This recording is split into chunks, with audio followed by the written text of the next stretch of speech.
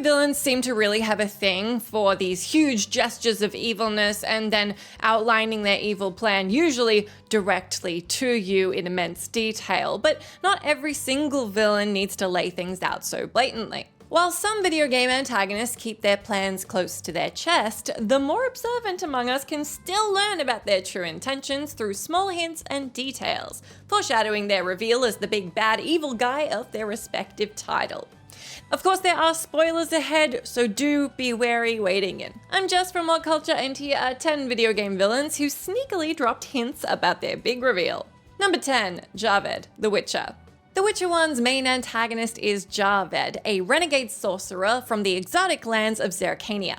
As you may expect from his profession, Javed is no stranger to tricks and illusions, which is why in the second act of the game he impersonates a detective from Vizima. This guy's called Raymond Marlov, and he keeps a close eye on Geralt to sabotage all of his efforts to stop the sorcerer's plan from within. You're not really supposed to know Raymond is Javed, however, due to his arrogance and a little bit of oversight, the villainous spellcaster actually drops some hints about his true identity. For example, when you're close to Raymond, Geralt's medallion goes off, indicating that dangerous magic is nearby. In addition, you can find stashes of the drug Fist Tech in the detective's house, the same drug your adversary peddles on the streets. Funnily enough, you can actually point these tidbits out to Raymond before his big reveal, and you do in fact find out early that he's Javed. Unfortunately, because he's a sleazy mage, he does instantly kill you for it, but it's still worth the satisfaction of rubbing it in his face. Number 9, Michelle, Grand Theft Auto 4. One of the turning points in Grand Theft Auto 4 is when you find out that Michelle, Nico Bellic's first girlfriend in Liberty City, is an undercover cop. Michelle busts Nico for a drug deal, prompting him to start working with the ULC agency. However, just because the reveal was surprising to everyone's favorite Serbian hitman, it doesn't mean it has to be to you. There are several moments in the game where Michelle's false identity is blatantly apparent, provided that you pay attention and know what to expect. For example, when you first enter her apartment, Nico remarks that all of Michelle's stuff is brand new, like tags are still attached to the furniture, so it becomes pretty obvious that she bought all of this stuff specifically for this mission. On top of that, Michelle, the undercover cop, loves to ask Nico a lot of questions, most of which aim to get him to talk about criminal activity. She even urges him to talk louder when she invites him for coffee, making it clear that her place is wired and ready to squeeze a confession out of her supposed boyfriend. Number 8, Anders, Dragon Age 2. Anders is one of the most hated companions in Dragon Age 2, but not by me. I love Anders. I romanced Anders, and I think it's just me. The same as just me who decided to romance River in Cyberpunk. I think that was pretty much the whole sum of it all the way down. But let's keep going with how he betrays you. If you ever got past the first half of the game, behind Anders' silly personality lies a deep hatred, and said hatred leads him to use you to blow up the chantry with a magical bomb. The traitorous ploy was a knife to the heart of a bunch of players, especially those who romanced the old ponytail. However, the same people who romanced him should have known that Anders was up to no good. Well, provided they weren't too busy making eyes at him. You see, if you do romance Anders before the whole chantry gate thing, he does drop a hint about his true intentions. In one of the events before the main confrontation with Meredith, Anders will admit that he's planning something pretty big and pretty questionable, and that he apologizes in advance for how this could affect your relationship. This can obviously mean only two things. One, your boyfriend is about to commit a terrible crime, or two, he's building up the courage to break up with you. Thankfully, it was the first one and not the second. Number 7, Gary, Bully Scholarship Edition. Gary is the primary antagonist of Bully, Rockstar's school simulator, who betrays Jimmy in order to pit every clique in Bullworth Academy against each other and take over the school. To call Gary's betrayal surprising is probably overstating it by a large amount, as someone this sleazy and generally mistrustful was always going to betray you at some point. However, the interesting thing is that there were even more obvious signs that Gary has some pretty nasty plans for the school to begin with. In one of his dialogues prior to the reveal of his scheme, Gary talks about having a dream of, quote, ruling an empire, similar to how he talks about Bullworth Academy once he takes it over. He also frequently betrays his friends and shows he's constantly paranoid about them turning on him, while simultaneously bragging about how they're just pawns in his game.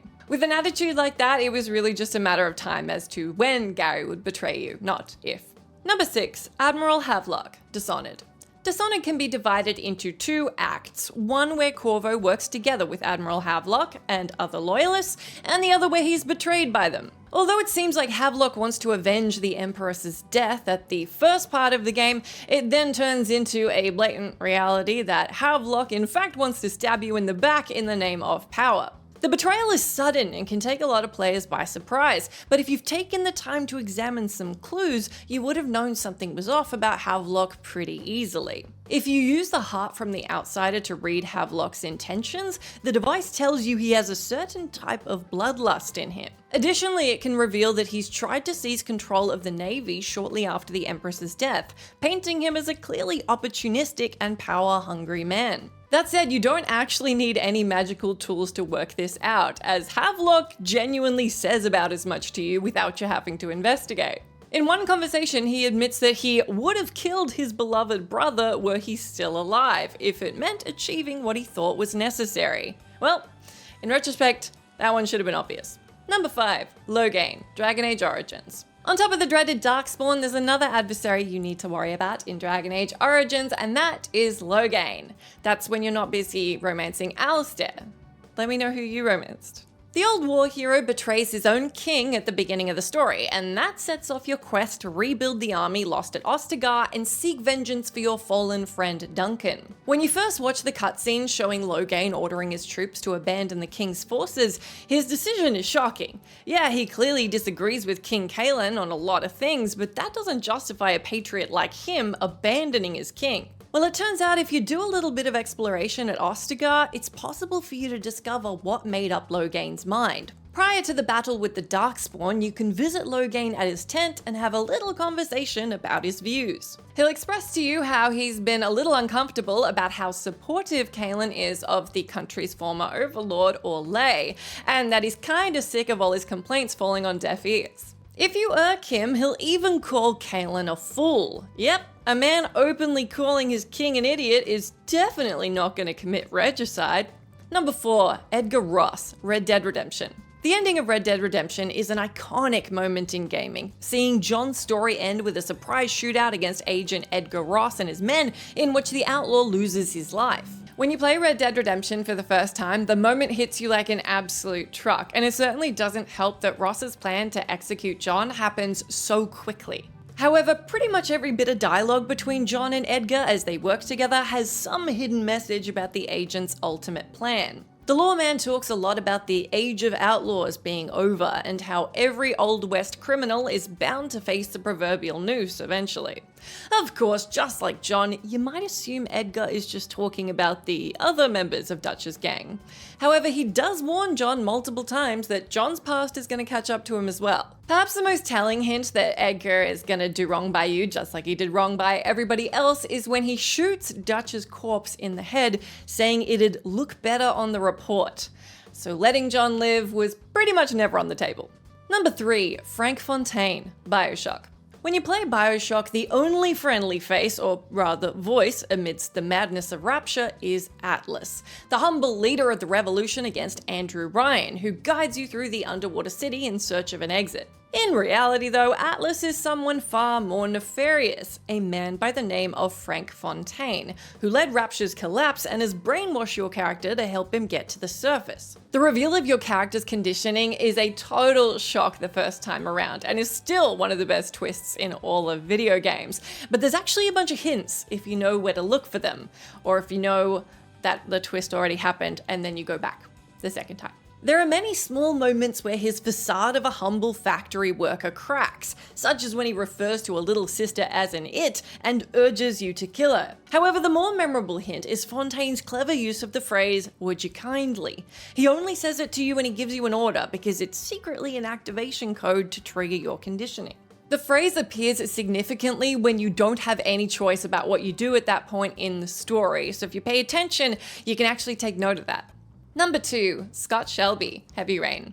One of the biggest complaints people have about the story of Heavy Rain is that the reveal of Scott Shelby as the origami killer comes out of left field, completely undermining the plot points of several other characters in the game. For the record, that criticism is absolutely well earned. There are so many plot holes in that game, it's ridiculous, but I think the Scott Shelby reveal is really good, and there are a few things that do set it up beforehand. The fake act detective leaves out a few details in his storyline about what his connection to the case actually is. The first one is the fact that he's investigating the case of Ethan's missing son, Sean, despite having no prior contact with the boy's family or the police precinct investigating the kidnapping. In fact, Shelby has a lot of insider knowledge about Sean's case, like his name, his age, and even how long he has until the origami killer drowns him. Another hint is that Shelby owns an old typewriter, the very same model that the origami killer's messages were written with. Sure, it's easy to think of all these as coincidences at first, but after you play through the game once, it all clicks into place. Especially that line at the beginning where he says he's been hired by the victims of the origami killer, and you just take his word for it at the beginning, but then it seems super sus by the end. Number 1. Big Smoke, Grand Theft Auto San Andreas. Big Smoke from Grand Theft Auto San Andreas is known for 3 things. Number 1, his massive food order, then his love for following trains, and finally, his betrayal of CJ and the Grove Street crew. Serving as the main antagonist of the second half of the story, despite working closely with CJ in the first few missions on Grove Street, even at the beginning, that upcoming treachery was already flagged. You just had to take the time to notice it. Actually, there's something really fishy about Big Smoke as soon as you play the game. The first glaring sign is that unlike all the other gang members, Big Smoke has moved out of his home on Grove Street and settled in Idlewood, aka the territory of the rival Ballers gang. Another hint is that Big Smoke refuses to participate in the drive-by shooting of the Ballers gang, even though he doesn't really seem to have had a problem killing people before that point.